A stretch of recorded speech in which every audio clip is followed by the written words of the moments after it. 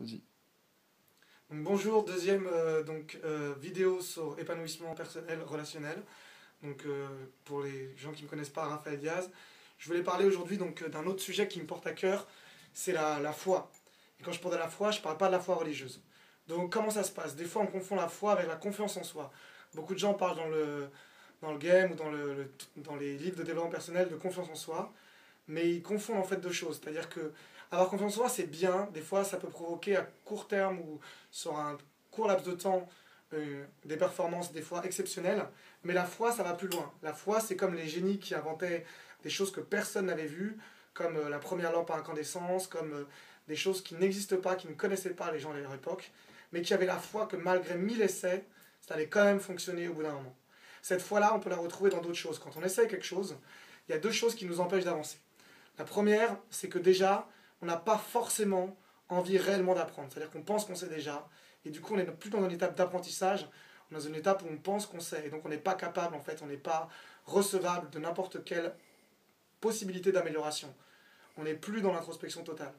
La deuxième chose, c'est la volonté de changer. Je vois beaucoup de gens, ils commencent à changer, quand ils changent, ils commencent à avoir peur, en fait, et cette peur, ça fait qu'en final, ils préfèrent retourner dans leur état avant de changer.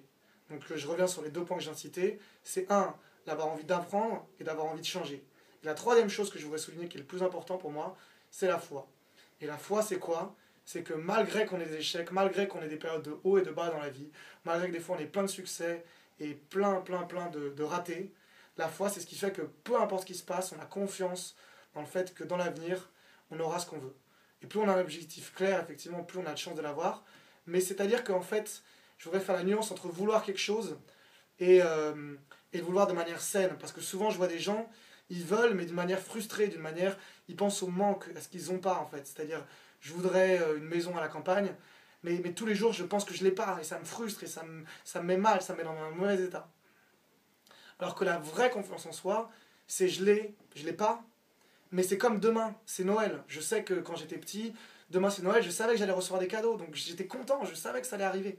Et ben, c'est cette fois-là dont je parle, c'est-à-dire que tu sais pas quand ça va arriver, tu sais pas comment ça va arriver, mais quoi qu'il se passe, tu gardes la volonté de croire que ça va arriver, et tu es content et ça te réjouit que ça arrive. Et c'est ça qui vraiment va permettre les miracles en fait pour moi dans la vie, et qui va permettre que votre confiance en soi soit pas simplement une confiance en soi illusoire, mais beaucoup plus profonde. Et donc je vous remercie pour cette vidéo et je vous souhaite d'excellentes fêtes si vous ne les avez pas encore fêtées, et à une prochaine. Ciao.